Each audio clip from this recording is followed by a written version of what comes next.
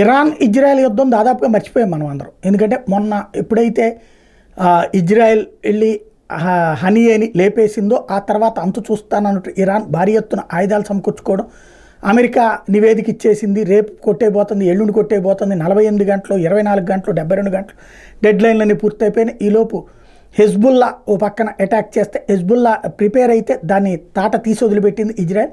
మరొక వైపున ఏదైతే నిన్న ఇస్లామిక్ రెసిస్టెన్స్ ఫోర్స్తో, అందుకనే ఇస్లామిక్ రెసిస్టెన్స్ ఫోర్స్తో ఇరాక్ రెసిస్టెన్స్ ఫోర్స్తో అటాక్ చేయించినటువంటి ఇరాన్ ఇప్పుడు తాజాగా మరొక దాడి చేయించింది. ఈ దఫా దాడి చేసినటువంటిది హెజ్బుల్లా మళ్ళీ 65 రాకెట్లతో ఒక్కసారిగా విరుచుకుపడింది.